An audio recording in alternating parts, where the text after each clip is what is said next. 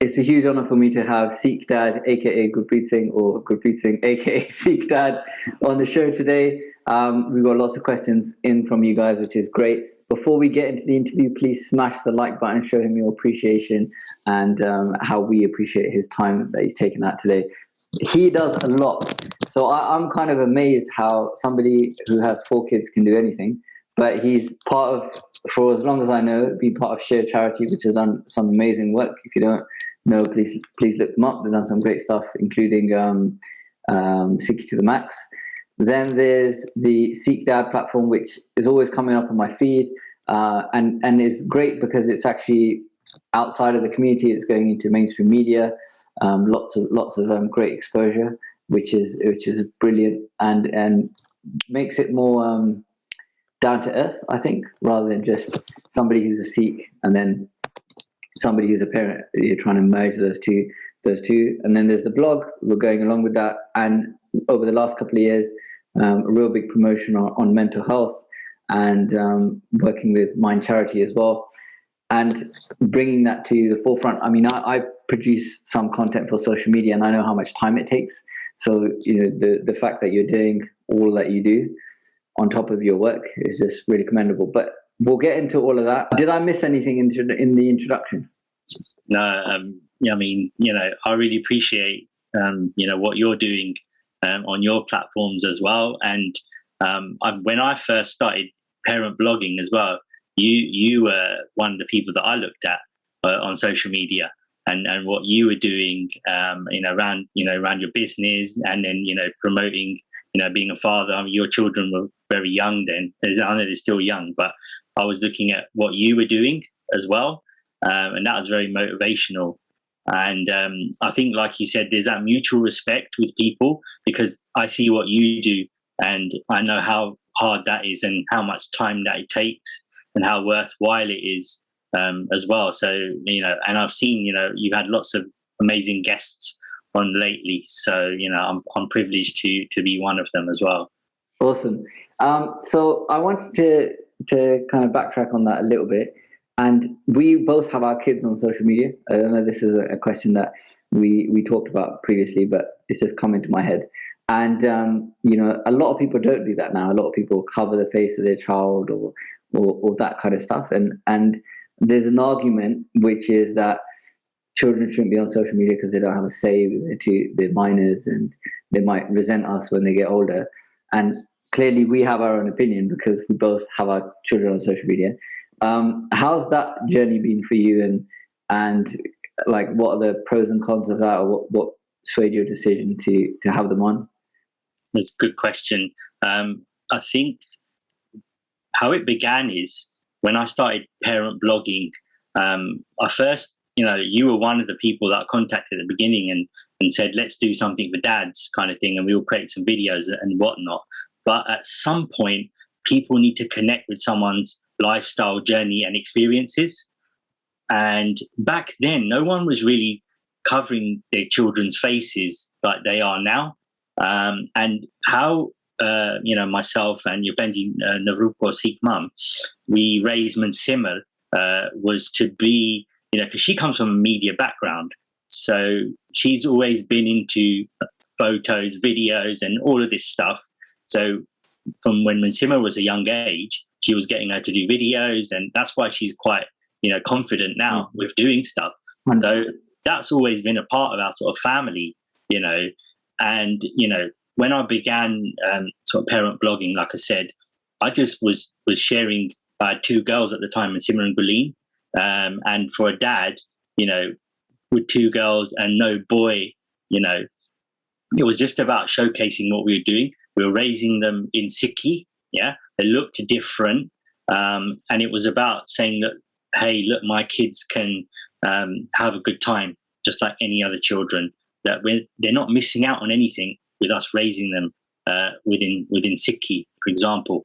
So it was just very natural, and just sharing photos and things like that. But I do understand, obviously, what people are saying, and I have been questioned about it. And it's ultimately down to the individual at the end of the day what it is that they feel is the right thing to do or not. But it's how much of it can we actually control as well? I mean, I think we can know about privacy, we can know about lots of things, and it's, people need to do their own research and be educated on it. But it's very difficult in this day and age where every single device we have is connected to the internet. In our house, we've got smart homes, pretty much. So where do we kind of draw the line on this? And if we get into Google and type in any of our names, somewhere down the line there will be some sort of timestamp of us doing something. But I do understand, because sometimes I see people are saving photos of children and stuff. Like, you just don't know what's going on out there, and it is scary. But I think with purpose in mind, and I appreciate why people have private accounts and things like that. But when you are doing like what we are doing as well, you kind of have to show the reality of that. It's very difficult for people to connect with faceless images in front of them. And people see you out and about as well, or you can't stop someone taking a photo of you as well. It's a bit difficult as well, and all this kind of stuff. So it is a really difficult one, but to be honest, it's just felt right like that from the beginning with it. But like I said, it's down to personal preference. Yeah, I agree with you 100%. I think you got to keep a goal in mind, and if you had faceless children, then you wouldn't have been able to do what you've done. It just wouldn't have happened. Like the kind of mainstream media coverage that you've had, and Muslims had, it would not have been possible. So at some point, somebody's got to actually cross that boundary and put themselves out there and say, look, this is. And it seems like you've done a great job with that, saying actually, with your goal in mind of normalizing and showcasing the Sikh lifestyle, I think you've done a brilliant job of that. And I think that's like you said, it's down to personal preference, right? Like if somebody's goal is not related to promoting Sikh and Sikh lifestyle, then it might not be relevant for them to show that. And I've seen parents that now, like, they'll put a heart on their child's like face just to cover it, and they've put on their stories, and they said, well, people are asking us why we're not sharing our children's faces on there, and I totally understand why that they're doing that. It's not a problem for me. I don't never look at someone and think, why are they doing that? In the same way they're probably not looking at me the way I do it. But the other thing is as well that, like you're saying, certain coverage and other things that we're showcasing, we belong in certain places that we're not really represented in. So we shouldn't shy away from showing our identity as well, about who we are. But the other thing is as well with it, how much can we actually control as well?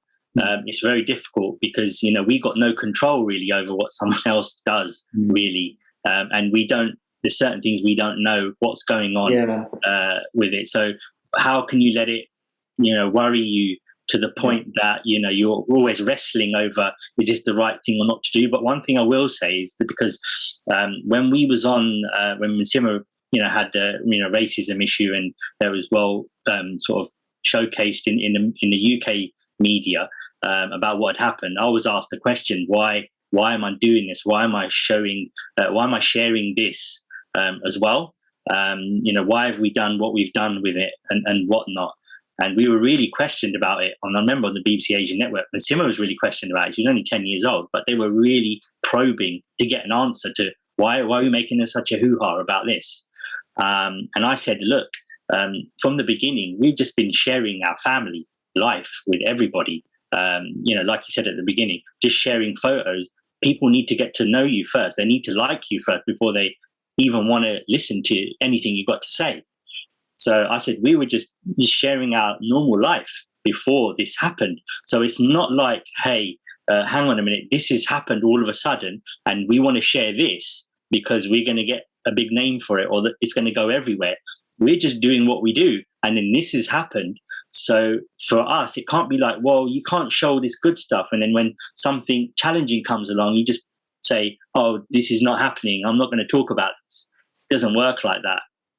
Yeah. And the other thing is, people don't really appreciate that racism exists unless you share your experience with it, right? I had a conversation with a South African patient today, and she was talking about racism during employment. And unless that's highlighted, unless I had an experience actually in the NHS where an IT manager, actually, I'm not going to say the trust, but he came into the room and he goes, "All right, Mohammed," and to me, and this is a room full of people of my cohort, my colleagues, and no one said anything. And I actually didn't say anything to him. I just felt, I said, my name's not Mohammed, regardless of whether it is Mohammed or not. It's just completely disrespectful what he said. And but that's obviously accepted culture within that organization. But that's one of probably a million things that happens every day around the country to lots of people from ethnic minority groups. But unless somebody actually is going to talk about these things, how is anything going to change? Any kind of discrimination or tyrannical practices will just continue. So yeah. I think it's been important what you've done. You're very productive. We talked about this off air, and also we have had conversations about habits and that kind of stuff in the past. So how do you kind of manage 4 kids, all of the stuff you're doing, charity work, being married, all of this, sleeping, eating? Yeah, I mean, that is something, I get asked quite a lot. But I look at other people as well that have very busy lives as well, and I always used to ask myself that question and then ask them that as well. How are they able to do whatever it is that they do? And there's the old saying, isn't it? We've all got the same 24 hours in a day, and we can always, whatever it is we want to do, we can always make it happen, isn't it? We always do find the time for something that we want to do, whether it's our favorite TV show or however we want to relax, or whatever, we will find the time for that. But like you said, habits is an important thing. And I remember, sort of three years ago now, when you and Benji Dashankar were doing that, I think it was a mental health sort of workshop, wasn't it? I think at the family retreat. And you mentioned to me, I was sitting there, to that point, I was always like, I'm a procrastinator. I can't get things done. I'm like this and I'm like that. And always kind of, putting yourself down that you can't do certain things. Very inconsistent. Yeah. That, you can always do something for a couple of days and then you just can't do it after that. So when you introduced me to that book, Atomic Habits, which I've got on my shelf, that's why I was looking over there. It's on the shelf. That really was massive for me. And obviously we know that that's, sold millions of copies all over the world. And it's helped so many people with it. But it's just a basic thing of a habit tracker to the point that, those habits, they become you. At first you are keeping the habits, but then the habits become you. That lifestyle takes over. So habits are daily habits as well. And we're talking about our Sikhi, and we're talking about spirituality, and we're talking about everything that we do daily. It just becomes who we are automatically. So it's not a struggle anymore to, like you said, doing things that you find hard to do. Eventually you get to the point where it becomes a way of life. And that is the key thing, isn't it? When this is your life and you realize that this is my purpose, these are the things that I value, this is me, right? And then you're driven by wanting to do more things. Like you said, when you see there's a need to do something, then you're always battling with your own imposter syndrome as well, all the time, whether you're the right person to do this or whatever it is that you're trying to manage everything. And the thing is that we are dynamic as humans, aren't we? We adapt to situations. So whether I've got 3 kids or 4 kids or 5 kids or whatever it is, I'm going to adapt to the situation. Whatever my situation is my situation. Whatever my lifestyle is, it's mine. Yours is different to mine. So, we we do adapt in that way, and we do get on with things. And like you said, it's about not getting too stressed out with things, to the point that you've got to keep enjoying things. You've got to realize you are privileged. Like we said before, it's not getting to-do list. It's a get-to-do list, like we said before, isn't it? You're privileged to have the opportunity to do many things with many different people, learn new things all the time, and progress in personal development, in Sikhi, in your spirituality, and everything. It's a privilege. We are quite grateful. We are quite blessed as well. We need to realize that, because in our 9-to-5s and our weekends and everything, this all gets lost. We just forget about all of this stuff. And social media highlights it even more. Technology highlights it even more. All our failings and all supposedly other people's successes, and all the things we are not doing and all the things that they are doing. And our thoughts automatically make us feel like we are like low, and we're doing, we are bad, and we're not doing the right things, and everybody else is doing the right things. So it's really huge. It's not just about sort of like a daily sort of lifestyle. There's so many things that incorporate in that. Yeah, there's a lot of books on habits out there at the moment. Just to mention a few, Charles Duhigg has one called The Power of Habits, and he looks at a few high-profile people in there, like Michael Phelps, talks about techniques like visualization. There's another one I read, I think it's by an Irish author, and I think it's called Small Habits or Tiny Habits. And that was a really good book as well, because it looks at making things so... We'll get into that, actually. What I wanted to ask you is, in your journey related to habits and rituals and behavior and kind of human performance and lifestyle hacking, all these kind of things, what have your realizations been over the last couple of years in terms of what works, what doesn't work, what things are helpful, that kind of stuff? I mean, one of the biggest things for me was with the habits. So it was about establishing a morning, sort of mid and evening sort of routine, you could say. So I actually bought the James Clear journal from Atomic Habits, where he talks about how you do it, as in, like, you can either write them down and color them in and tick them off, or he speaks about the marbles, isn't it, in the jar as well, when you're doing things and you're putting them in there. So I started off by doing 15 habits a day, like making sure that the whole thing was filled out, and I was doing very well with it. And then I remember I think it was the Easter holidays or something like that, where it just went to pot. I couldn't do anything, and then I felt bad. And I'm like, I was achieving so much before, and now I feel bad because I can't do anything. So that had a negative effect on me. Then I realized that, hey, life is going to happen. Yeah, you're going to have some days where you just can't do anything, and not to be too downhearted about that. You are obviously, in exercise and fitness and everything like that, where that people have cheat days and things like that. So I kind of incorporated that with this and said, look, these are my cheat days. Like when it's a weekend, okay, I've got I can't do 15 habits on a weekend when I'm with the kids, right? Because on a work day, I can. So on the weekend, what are the most important ones for me?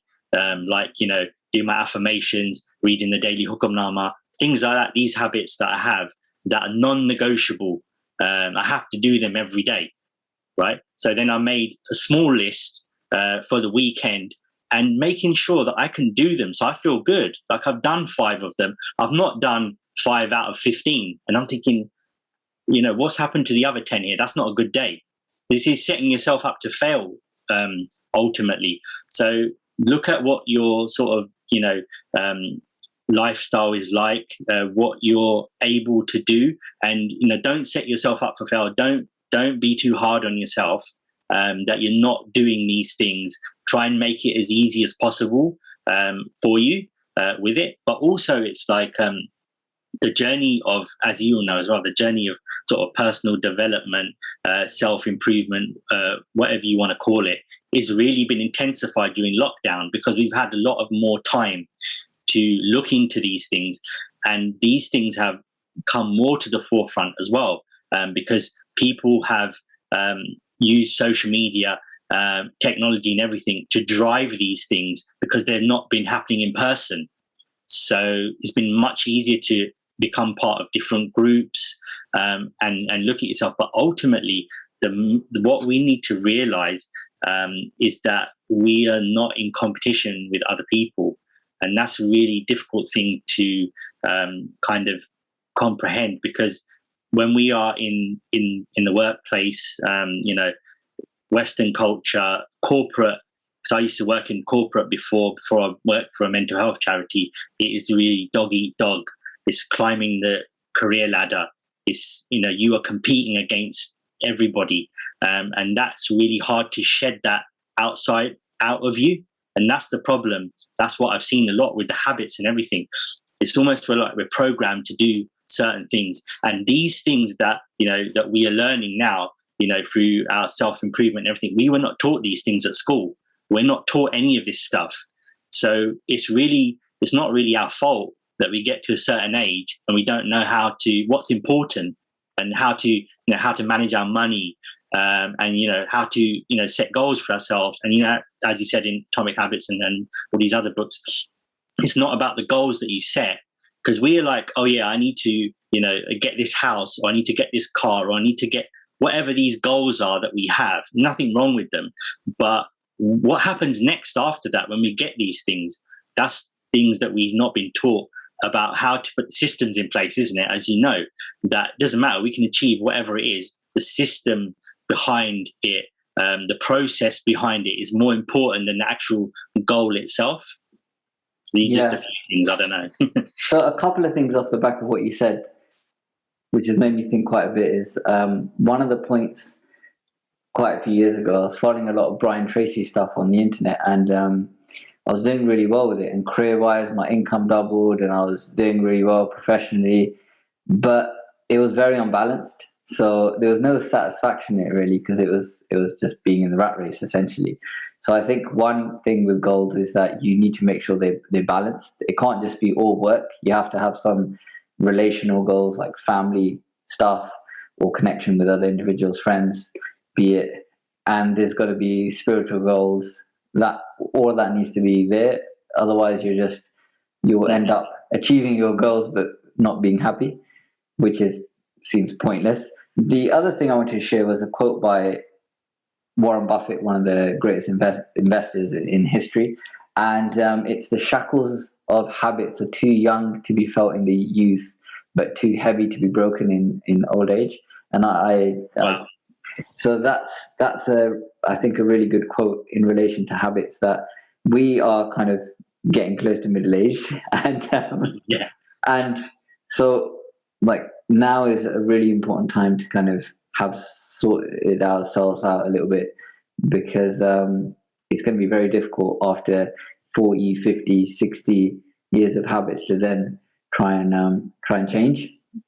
And I noticed that with people with alcoholism or those types of compulsive behaviors, if they've been there for 50 years, it's very difficult to break away. Not impossible, but difficult. The other thing I wanted to touch upon was what you said about being unrealistic. I think the problem that I found was I'd do really well for a couple of days, and then I'd up my goals. So from 15, I'd have like 50. And then you're setting yourself up for failure, as you said, because you're not going to be able to achieve that consistently on a tough day when things are busy, family stuff happens, somebody gets ill, all of that kind of stuff. And then you feel, I personally get really antsy. I'm antsy with the kids. I'm like, I need to do this. I need my time. Yeah. So I think that's really important, is to have realistic expectations, and maybe like set 5 minutes similar as a goal, as opposed to like 5 hours. And then if you can do 5 hours, that's brilliant. But at least you don't feel like a failure if you only get 5 minutes in the day. And the last thing is that I think what personally, I move on from habits too soon. So particular one the habit that I've been working on is getting my patient notes done in a timely fashion, which is a very laborious and tedious task because it takes so long and it's not really engaging in terms of there's no interaction. It's just sitting writing in front of a laptop. But I've worked on that for a couple of months, but as soon as I let that habit slip, because I think, oh yeah, I've got that down now, I don't need to have that, then you kind of regress and go back to default. So it does take a long time to formalize these habits, these of behavior change. And that's the beauty of it, because with anything you can get complacent and think, yeah, I'm really doing great with these. And then before you know it, you take a bit of a fall and you realize that, okay, I wasn't, and it's the quality of them as well. It's not just ticking things off, these habits. You have to look eventually at the quality of these habits as well. And is it just a tick box exercise? Like, am I just reading the hukamnama like because I need to read it, or do I actually understand what it is? Or, when it's a nice short one, you're like, oh, that's great. When it's like a really long one, you're like, oh, it does happen, right? It's human nature. But the other thing as well that I forgot to mention, and we hear it all the time now as well, is like, what is your why, isn't it? With anything. So I like to split up everything that I do and have my own little why for everything. So when times are hard, or when just things feel mundane, I feel bogged down with it, I read that again and for everything. And then I know it kind of refreshes me and resets me, and I know why I'm doing what I'm doing. It's really important that I recommend that to anybody, because that is your why, not anybody else's. And that's personal to you. And you don't need to, when you're feeling down, you don't need to go and talk to anybody, but you can be reminded exactly why you do what you do. It's really important. And is that a system you've come up with yourself, or is there some guidance out there in terms of the areas of life that you need to have a why for, or did you make it up? I mean, I just hear a lot of people saying, what's your why? Everywhere. During the lockdown, it's just everywhere. The development side of everything, it comes down to your why. Everyone says that. I was echoing in my ears for such a long time. And I struggled to write it down because I didn't want to. It was a bit difficult for me to write stuff down. Because another thing that, I've started doing, which is massive with development, is journaling, where, for a long time I was carrying stuff around in my head. And before I actually entered mental health industry, it was a bit of a cliche. People say, writing is therapy, isn't it? And I never believed it, because I thought, what's the point in writing something down? I've got it in my head. I know exactly, what it is and planned out and da-da-da-da-da. There's no point in writing stuff down. What does it do? Then I actually started doing it, and I realized that the load that's up here is coming down onto the paper, and your hands are, getting tired writing this out, and, you're just writing it there and you're leaving it and you never look at it again. Yeah. And it does help for that clarity. Yeah. But there's times I don't want to journal. I don't want to write stuff down because it's too uncomfortable, like seriously. And I have to really, and then I just maybe write a little bit, Yeah, I think journaling as well, to add to that, I think writing things down is different to typing things. I think there's a kinesthetic cognitive process of when you're physically writing the words and your eyes are reading the words is different to typing. And that's my experience, and an experience that I've found other people have had as well. Again, that's one of the Brian Tracy things. He's like, you've got to have a notebook, you've got to write things down. If it's not written down, it's not done, essentially. Like, you have to have, lists for things, you have to have goals for things, you've got to get it all down. So I think that would greatly improve people's lives as well, having some kind of notebook or journal. Massively. So let's get on to the actual questions that people have asked. The first question is, how do you pick a partner? That's an interesting one, as I was saying to you before, because, in terms of, as you said, how do you pick a partner? How do you, like you said before, ask the right questions to somebody? When we were talking, obviously, before, like, when it came to my time to meet my partner, it wasn't a case of asking lots of questions, because we were, ironically, we went to college together, my dad and Navrul's dad actually worked together as well, even before that. Wow. So, you know, our journey began a long time before we actually knew that we were maybe destined for each other, right? So we actually went to college together. We didn't really talk to each other that much. It was a case of maybe I know who she is, she knows who I am, and whatever. She thought I was a bit of a rude boy, to be honest, because he's hanging around with the Punjabi boys and got up to no good, and you know, the rest of it. And I used to think, because she never used to hang around with anyone with brown skin, I used to think she was, you know, quite, you know, didn't want to know her own people and all this lot and that and the other. So we were familiar with each other like that. And then I think she used to work in a leisure centre. I used to go to the gym, and we maybe crossed once or twice. But it was only sort of, you know, many years later when I'd actually come into Sikhi, and she was coming into Sikhi as well, that she approached me randomly, you know, at Nagar Kirtan, local Nagar Kirtan, and she said, you know, you used to go to college, blah, blah, blah, all this stuff. And she's like, you know, she had a lot of questions about Sikhi. And it really began from there, that we just doing local seva together and things like that. And before you knew it, you know, people said, you know, you'd probably be a good match for each other. We felt it as well. And then, you know, from that, really, we just decided that, you know, we wanted to live this life as Sikhs, really. We wanted to follow Sikhi. That was really at the forefront of everything that we were doing then. We never really spoke about when we get married, you know, we're going to live here, we're going to, you know, I don't know, have this car or whatever it is. We didn't even talk about this stuff. We didn't even talk about having children and that may sound crazy to a lot of people, but it's just how it happened. It's like we started our life and we then figured everything out afterwards. And yes, it's had trials and tribulations, ups and downs, things like that.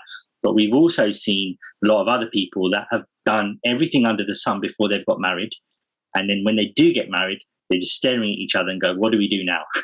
Because they've done everything together. All of the things, they've discovered everything before they've got married, thinking that the marriage was going to do something else after that. So we've actually, probably like yourselves as well, we've discovered life together afterwards.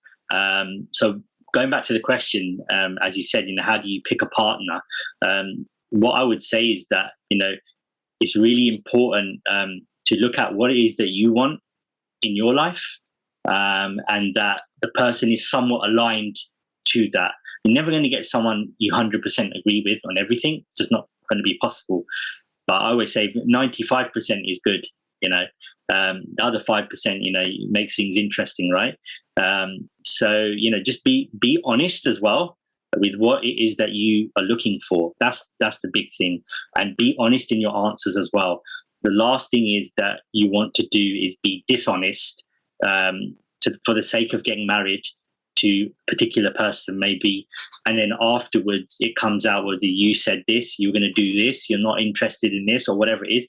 Then that's just building resentment afterwards. And we've seen it happen with other people. Talk about, you know, the partner that you want, you know, what is it that you want for your children? You know, how do you want to raise them? In Sikhi, do you want to raise them as you know, with the identity of a Sikh? Do you want to raise them, you know, you want them to be educated? You know, what's your home setup going to be like? Does your partner, you know, meet with your spiritual goals, you know, financial goals, health goals? And, you know, there is an alignment there that, you know, somewhat you are heading the same way. Yeah, I agree with you 100%. I don't think I could say that any better and more eloquently. That was brilliant. With me and Darshan Kaur, the person who introduced us, she knew we were both kind of into fitness. Darshan Kaur used to run a lot, and I used to do Thai boxing. And I was an osteopath. Her dad was an osteopath. So that was like another thing that she thought there's some connection there or correlation there. And she asked me loads of questions when we met. She had first 2 times we met, she had a list of questions that she had prepared. So she was very strong-minded, and I was very intimidated by her when we met. And I didn't have any questions for her. But yeah, I think when we got married, the times were different as well. Like now, I have lots of patients who are in their 30s and they're not married out of choice, and that was unusual when we got married. At those times, it was like 24, 23. You'd finish uni and you got a job and you got married. It was just the way things were. I got married in 2010. YouTube came out in 2008. So I'm dating myself. There was none of this like getting married off Facebook, people meet off Facebook and these other apps, and it was just through mutual connection. So I think things have changed. There is a lot more options for people, and I think that's not necessarily a good thing, because you can have this thing where, oh, what if there's somebody better? What if there's somebody better? And yeah, social media distorts perception as well in terms of what your life should be like, what married life should be like. But I think speaking to Darshanpur about things that people usually have conflicts around in relationships, it is related to like mother-in-laws and the in-law dynamic. So whether you're going to be married into a family, if the husband's really adamant he wants to stay with the family and you're not, then that's probably something you should talk about beforehand. Might be worth. And another thing that you touched on is, I have a friend who he's a Sikh, his wife, her dad's a Sikh, but she didn't want if they had a baby for him to have long hair. So they actually got a divorce over this. Right. So I think, but they were dating before, and they obviously he's a Sikh, so he expected that. But that's probably a conversation to be had as well, whether you want to bring up your children and what kind of lifestyle you want to have them to do, especially if there's one person's into it and the other one isn't, or into faith and that kind of stuff. Yeah, I mean, you echo what you said there as well, 100%. I think it's always good to have that clear, not like rubber stamped, but the lines are there set, boundaries are set to say, look, this is, and then that's the time to have those conversations. At that point, not later on down the line when there's so much more at stake as well, than to turn around and say, well, actually, no. And you've not had the conversation before. And the thing is as well, there can be, in finding a partner, there can be so much superficial stuff and surface level stuff that you never get the opportunity to go deep with these questions. Because there's so many other people involved as well, especially in our culture, that you don't actually even get the opportunity to ask these things and form these sort of opinions and this vision of what your life is going to be like. It almost gets missed because we're looking at so much other, like you said, the social media life, and the day itself as well. It's so much focus on that rather than the actual married life.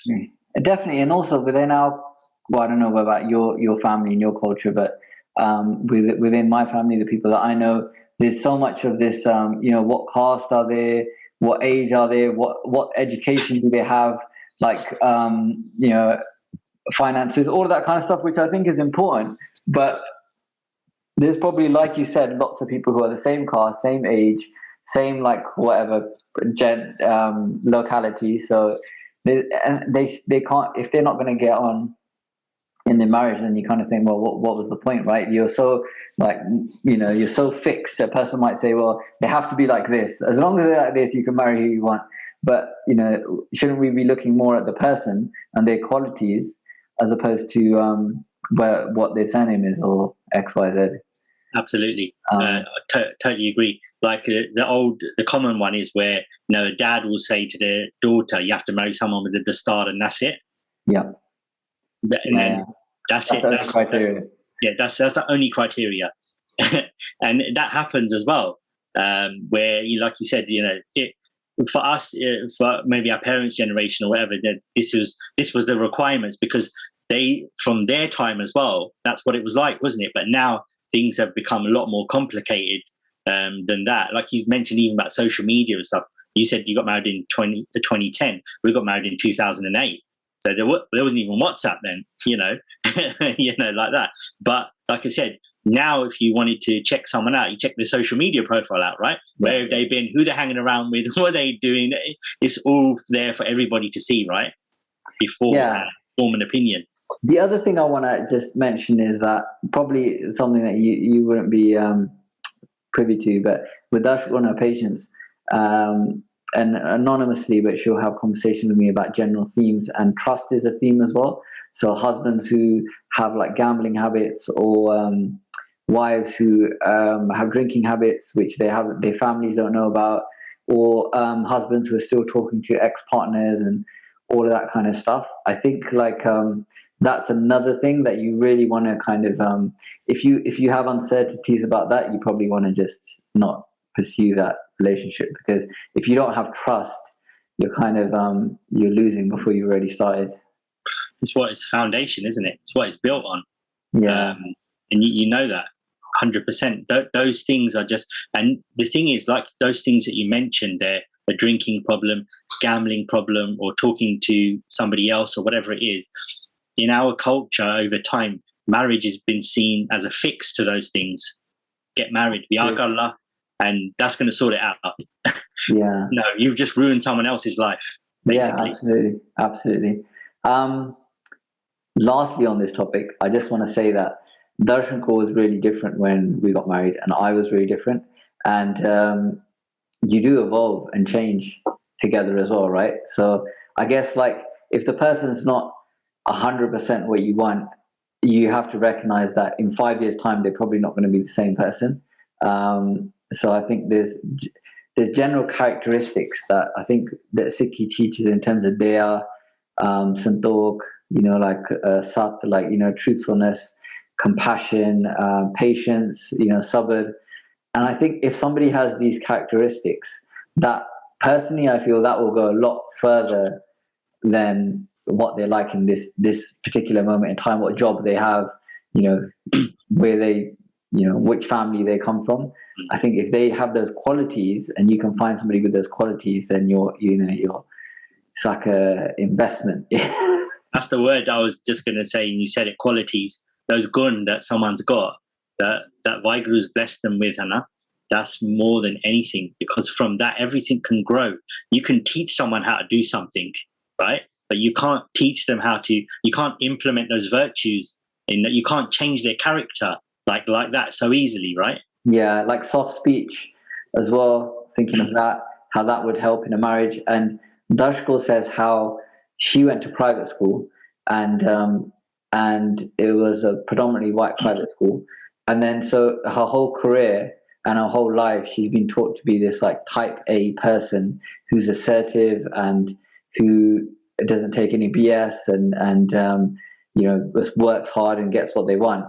And then you're married and you have to somehow like adjust to another person, compromise, not always get your way, and the other person has to do the same thing. But the role of females have changed, right?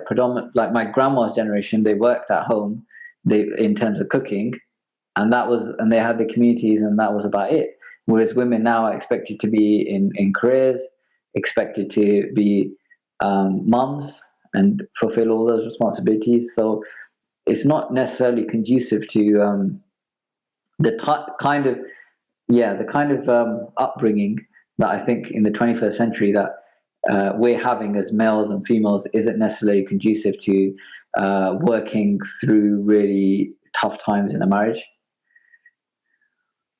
That's just my opinion. No, totally, and things are totally changing, like you said, and main thing is, as you mentioned, that you can adapt to someone. Not everyone's going to tick all your boxes, but you need to see, like you said, does somebody have this energies are right, intuition, and like we sometimes ignore how we're feeling inside. It's more often than not, it's the right thing.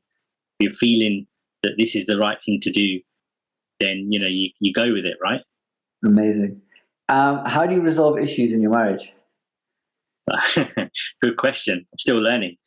That's one thing as well. It's very important. We're always learning this stuff, like you said. We're always evolving with this. But conflicts within a marriage is very interesting dynamic because, as you mentioned before, how would we resolve conflict within our family as well? How would we treat our, brother or sister, father or mother different to how we treat our wife or husband when we have a conflict with them. Yeah. It's most important to, and if you're into Sikhi and your partner is a Gursikh as well. So how do you treat other Gursikhs? How do you resolve conflicts with them? How do you speak to them? How do you speak to your wife or your husband? What do you class your wife or your husband as first when you getting to the stage of a conflict with them? But one of the most important things, and we don't really do enough of it, is listening. We don't listen to what the other person is saying. We struggle because that is a skill in itself that you have to learn. I've had to learn that skill, and I'm always learning that skill, to just sit there and listen to someone without jumping in, without thinking whatever it is. Just listen to what they got to say, because more often than not, we've not listened. We've just made up our own assumption, what it is that they're saying or whatever it is. And we've just missed the boat there. The communication there is key. Listening. What's the person saying? What's their concerns? What is it that they want from us, or whatever it is, whatever they're putting out there. We need to first listen to them. And then after that, once we've listened to what it is that they've got to say, then we can respond and ask questions in a conflict. There's nothing wrong with asking questions to find out what it is that we need to know in order to resolve the conflict. But look, there's going to be differences all the time. You have to embrace these differences as well. You are who you are. Your partner is who they are. You are together. You are on a journey together, but you're separate entities. You've got separate upbringing, separate everything. Inside, things different are ingrained inside you because of various reasons. Embrace those differences as well. But one of the biggest things, the conflict, the ego in a marriage is just a destroyer of a marriage. And we've had it in sometimes when I'm in ego, or my wife's been in ego, whatever it is, where the ego there is detrimental to a marriage, where it's not about me winning and she's losing, because then I'm losing as well. It's somehow you need to find that win-win mentality, where you're encouraging the other person to want to do well, even better than you. It can be hard. It's not a competition where conflicts can arise from. There's always sometimes this conflict just does happen, but sometimes more often than not, there's always a build-up. And Benji, her boss gave her this book when she became a manager, believe it or not. And, this book that she read, she then shared with myself, and, the principles in there, that if you live your life by these 4 agreements, they really will change your life. It's a book by Don Miguel Ruiz. So do check it out, because it is a game changer. So for us, how it changed things for us by living by these 4 simple principles, being the first one to be impeccable with your word. So the word carries so much weight. It can, make or break somebody, a conflict in a relationship as well. Things that are said, they cannot be returned as well. So be impeccable with your word. What you say, live by what you say. Is so important, how we carry ourselves and the weight of the word. And the second one being, don't take things personal, which is very, very difficult. We've lived our whole life taking things personal. When somebody says something, it may not be, directed at us, but we've immediately thought that they're talking about us. It's not about us. And what he says in there is so deep that basically anything that somebody says or does, or how they behave or whatever it is, it's not about us, it's about them, which is so powerful. Well, can I just interrupt you there? I think that is really powerful, and I really like what you're saying. I made some notes earlier as we were going, and one of the things I wanted to ask you was, sometimes when me and Darshik are arguing, and I know it happens with other couples as well, it becomes like you use a lot of absolutes. So I'll say, you're so this, or you're just this, or you always do this. And it becomes like an attacking game. She's attacking me and my character. I'm attacking her and her character.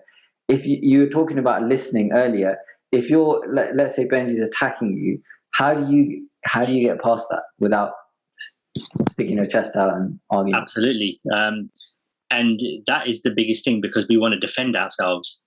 But we need to realize that what is it this person is saying? Like, if it's your partner, and yes, they may be venting, or their tariqa, let's say, or their way of doing it may not be the right way of doing it. We need to listen to what they got to say first, because if we want to resolve the conflict or better ourselves, and it can be very hard in the heat of the moment, don't get me wrong, but what is it that they're saying? And why is it causing us so much bother? Because it's probably true what they're saying, but their way of doing it is wrong. But then this is where we get to the stage where we resolve in the conflict, because we are not talking like that in the first place, because we're impeccable with our word right from the beginning. Because when we start to do that, then it's just when the other person's not responding, then who are you having an argument with? Who are you raising your voice to? One person has to be the person, not in a egotistical way where you are, or just saying, well, I'm not listening and I'm gone from this, or whatever it is. You have to try to remind the other person, because you get lost in anger, lost in ego, whatever it is. To remind the person, bring yourselves back to the moment as well. That's important, because we can get lost in here and away somewhere else, and we don't realize what we're saying or doing. We lost control. That's the biggest thing, and this is the thing where it really tests our character. When something happens, do we just lose it or not? What can we control ourselves? Yeah. That's the biggest thing. Like, I know it's different because it's your partner. You will know it because of sports, right? When you're on the field of play, someone will say whatever they want to get a reaction out of you, right? How can you control yourself in the heat of the moment when someone is saying the worst things to you? Yeah, they may feel like they're personal, whatever. How do you control yourself? And that's something that's a daily challenge, isn't it, for everybody? Who they're dealing with. Like, just one real brief thing, like you might just be driving in your car and someone comes along and sticks a finger up at you or whatever, and you're raging. You're like, why have you done that for? This person's a stranger. You're never going to see them again in your life. Whatever it is, it's a context that you apply to things.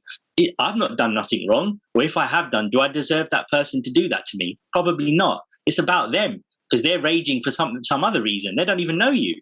Like, I'm just, that's just a really small example of how do we control ourselves, generally.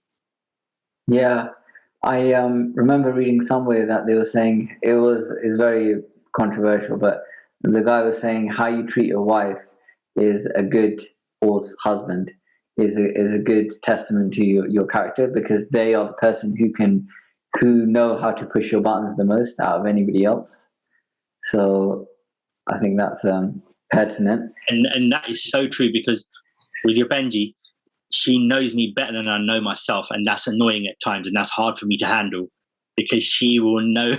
And like you said, she's pushing those buttons, and I know it's true, and it's hard for me to handle it sometimes. Okay, so we're going to leave number 3 and 4. I'll have to get you on another podcast for those. What's the most challenging part of being a husband and the most rewarding? Challenging is, I think, as a man, generally, the pressure that you put on yourself all the time. And I'm guilty of that as well.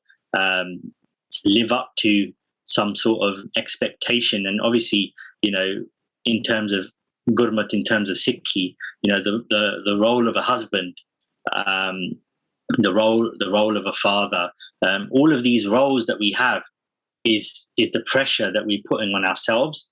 And that's probably the hardest thing for me, the levels that I want to reach, and, how I'm sort of, speaking to myself, how I'm, reflecting on my life and whatnot is probably for me, the hardest part of knowing what I need to live up to, as well on a daily basis. And, that's financially as well.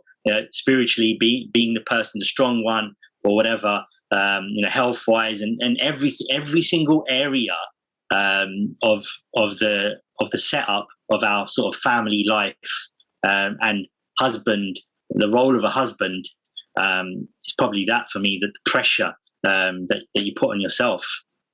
And what's the most rewarding part of being a husband? I think the most rewarding part would be taking me back to when we first got married. We love spending time together. We'd look forward to the weekend, was working all week, and rewarding is having that person there that you love to spend the time with. But for me, with my wife especially, is that I know she's always got my corner, always 100%. She's always got my back. And that for me is to have someone like that, who's always looking out for my best interests, always pushing me and everything. But for me, that is rewarding, being her husband in itself. Can I just say before we end that having known you for a few years, and also listening to the podcast that you did with that Sikh mama, where you talked about, Benji was talking about how she was struggling, and she mentioned how you were just listening to her concerns. And I think it's admirable the way you handle things, the way you are around. I think you're a great role model, I think, for husbands and for dads. So I just want to, commend you on that, because I don't think it's, especially in our culture, it's like often the woman is put down. It's like the man's, tells the woman what to do, and he's the right one, and all this kind of stuff. But you're very humble in your approach as a dad and as a husband. And I think it's a really good example that you're setting, and that comes across, even though you might not be trying to make that come across. So lastly, what one piece of advice would you give to people? The tagline of this podcast is inspiring the next generation. So if you could give one piece of advice to somebody, what would it be? It sounds really simple, but just be yourself. For me, because that's something I'm always looking at. Be yourself, be genuine, and do what feels right. Don't do something just because of somebody else, and don't be somebody you're not. I know you asked me for one tagline, but it's all related to I could say like quotes and things like that, but that's the most important thing, really, because you always know who you are, and you're never struggling to be something. Because one biggest thing, and I know you just asked me for an ending here, growing up, I always struggled to be myself. I was never around the right people. And that's the one thing you rewarding about a husband. I said, around my wife, I can always be myself. And that's just be yourself. You will, if you're struggling to be yourself around certain people, they're not the right people for you. Trust me. And it's difficult, I know, because it's hard to break out of circles and things like that. But if you become yourself, you will find the right people. They will find you. That's amazing. And where can people get in touch with you? Where can they connect with you? Mainly through Instagram, you SikhDad from there, but I'm on Twitter as well, and do have the website and whatnot, SikhDad.com. But yeah, mainly Instagram. And can you tell us about Sikh Parenting? Yeah, so Sikh Parenting is a community that we established a few months ago online, and for quite a while now, we've been kind of speaking to parents on maybe a one-to-one basis, and we then were looking at different models, like with lockdown, and how online memberships have been established. And we thought there isn't anything like this out there, where it's just for Sikhi and parenting. Why don't we try to send that message to many, as opposed to one-to-one dialogues? And we didn't know what we were doing when we began it. We were nervous when we started it, and it's just kind of taken care of itself, really. And we have a community at the moment. I mean, you guys were on there as guest speakers, so maybe you could probably talk about it as well, and what you thought of it. But ultimately, it's that sounding board, that community that we have of like-minded individuals that, you know, we want to progress in our Sikhi. And there's so many groups out there right now which are great. They're about personal development and self-improvement and things like that. But you can't really talk about Sikhi in those groups. There's not that space for it. So we didn't know that. But then this is the feedback the members are giving us, that we can talk freely about our spirituality and our Sikhi and our trials and tribulations here. We feel comfortable to do that. And this is the thing with it, with doing SikhDad, Sikh Mum and everything, like what you do as well. You know, it's about being approachable to other people. You wasn't always a good Sikh, neither was I. Yeah. How did we come that way? People opened the doors for us and said, come through them. Yeah. They gave us their time. Yeah. They made themselves approachable. Otherwise, where would we be now as well? So it's our duty to do the same thing to other people. And this is what we're trying to do with this community. That's amazing. And where can people find out more about Sikh parenting? So Sikh parenting is its own Instagram account as well. It's spelled Sikh, S-E-E-K, as in seeking to be better parents. So our tagline is raising spiritual children.